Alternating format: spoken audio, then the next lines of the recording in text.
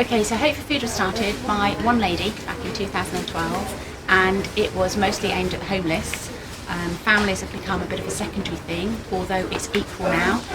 Families is huge, and especially the times that we're going through now, we are putting out so many food parcels every week.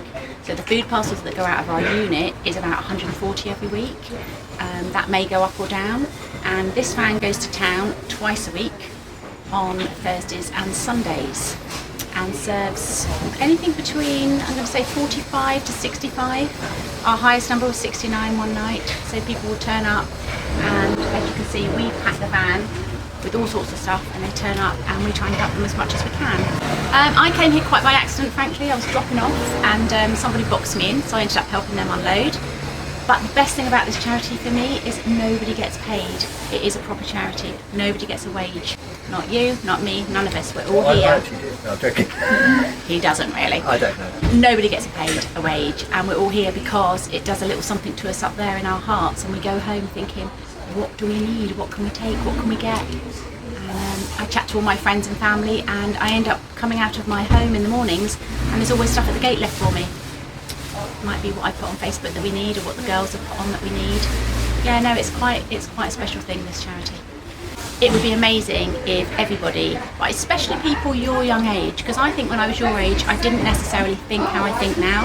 You walk down to Bournemouth, you see people laying on the floor, you don't know the reason they're laying on the floor, or sitting, or begging, or wanting stuff. All of those people are humans. They all started like we started in life. Nobody went to school to be a beggar on the street. Nobody wanted to learn to be a beggar, or to be homeless, or to be helpless. Helpless is a massive word. They don't feel like they belong in society, some of them. And it would just be nice for people to walk along, look at them and think, I wonder how you ended up there. I wonder what happened in your life. And to be kind to them, and to think they need something warm to wear tonight. They need a pillow, they need a sleeping bag, they need a blanket.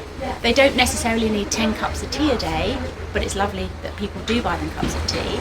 But to get things like socks, pants, wet wipes, things that basically we have, toothpaste, toothbrush, soap, deodorants, things that we give out in this van. It would be really lovely if people could think about these people that are street people, and some of our poorest families. Some of our families go home to a home, and some of our street people don't go home. They live on the street, that is their home, and it can be a lonely place sometimes. So just for young people to look at it with a different angle. I'm really impressed that you guys are here doing this video, because you've obviously noticed the homeless on the streets, and it's something that needs to be addressed, doesn't it, in this country, because it's not getting any smaller. Yeah, I would just like everybody to take stock and not knock that person that's on the floor, not think I'm better than them, because actually none of us are, and we're all one step away from it. They end up there because there's addictions, it's alcohol, it's family life, they may have left their fostering family, for instance, at the age of 16, and then they're out and nobody's funding them. They haven't got mums and dads at home. We've all got parents and families, and that's why we're not living on the street. And some of those guys, yeah, they need a bit of love and attention. Just briefly run through what we carry in the van. You've got blankets, sleeping bags, some waterproof covers. So you have to go with sleeping bags so they don't get wet. We've got some tents here. We don't have so many tents all the time, but there are some tents down here. Duvets as well, and roll mats. Sometimes they put them underneath to make it more comfortable rather than sitting on the concrete. Stops the cold coming through. Then it just sort of rolls over to the coats, heavy coats. Over to you, Karen. So this is the ladies' end of the van. So when the ladies come to the van, they might ask me for ladies' things. We've got all sorts of ladies' things there. We've got socks, scarves, hats. A pair of boots here we had donated this week, some lucky lady.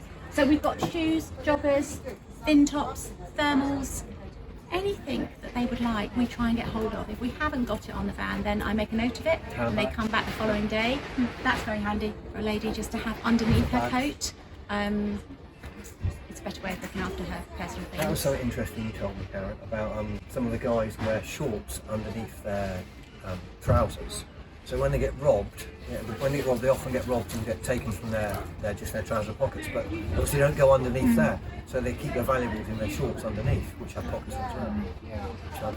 So some nights we'll have, maybe 8 to 10 ladies come. Another night we might only have 1 or 2. A couple of very regular people come, and yeah, it's very, very sad. It's very, very sad to see somebody in that state, because she's somebody's mother, somebody's sister, somebody's daughter, and yet somehow she's ended up on that path in her life. And we just try and do the best we can for them when they come down. They always get a smile from us. Nobody judges anybody. They get what they want, and then they go and get their hot dinner, which I'll go on to in a minute when we open up the other side of the van. Okay, so this is the side of the van where we normally put out tables, 3 or 4 tables. The guys and girls come and see us. We have, on this van, we've even lucky enough to have ski coats at the minute. Lots of ski coats, lots of jumpers, shirts, hoodies, gloves, hats, joggers, jeans. We do 32s and 30s. They're very, very popular. 34s, a little less popular. This side of the van, I've got, even like if someone asks me for a wallet or for a testing kit, we've got it. String, a little bit of washing powder there in case they want to do their own washing. We've got toothpaste, creams, razors, shaving, combs, towels is something they always want. They always need towels. Over there we have got little bits of crockery and cutlery, because some of these people might have a room somewhere and they need bits and bobs, and their funds don't go to that. We always have a selection of deodorants over there. So our shoes in this one, for instance, well, they're not so good in this van tonight. We've got a whole load of shoes here, and they vary in size. We've got DVDs in case any of them have got an inside place. We've got lots of books. The homeless love books. They love reading. What else are they going to do all day? They just love reading. In the van at the front here, we keep warm thermal packs for them. We've got some lighters, some tea lights. We've got a few more shoes in there, to be honest. We have got a few more shoes. Now, we have to be careful. We can't give out shoes every single week to the same person, so if we know we've given them a pair the week before, we'll say, no, hang on a minute, we've lost them. Sometimes, when they go to bed at night, if they take the shoes off, they get stolen, and that just happens. That is what happens. So they need to put their shoes in their sleeping bag or not take them off, which is why lots of homeless people really love getting a new pair of socks or a new pair of shoes, because they live and die in those shoes. So lots of things in the front there. We give out tea, coffee and milk, and we've got a first aid box on board. We've got the names for all our colleagues. If anybody gives us any healthy drinks, for instance, I know it's not labelled, but this is a really healthy drink, a nutritional drink, and they're welcome to any of that. If we think they need it, we give it out to them. Sometimes they're lucky enough to get the torches off of us. If they need torches, they'll get torches. But run of the mill, we have light bulbs every night of the week for them. That's about it for the guys' side. We're very lucky we have regular drivers take us down, and then I will go down and meet them on Thursdays and Sundays. Everybody signs up to a rota, so we all know who's going. Everybody's there with the same stamp on their heart. They're there for they want to be, and nobody gets paid. So we'll take the van down. All our cooks will have done the cooking, and they'll set up the tables just up the other area, usually under the bridge if it's raining, and they will receive a hot dinner, a sandwich, a drink, a piece of fruit, maybe some goodies, whatever we've got in, biscuits, sweets, whatever we can drag out that warehouse. Anything really, bread, or there's soup every week as well, so somebody makes soup every single week, twice a week. So someone's making soup for 60 people twice a week. That's quite a big thing on its own, isn't it? Yeah, they're very, very lucky.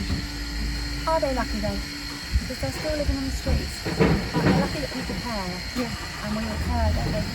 So we're just trying to make it a little bit easier for them. We can't give them the world, but we can give them what we give them.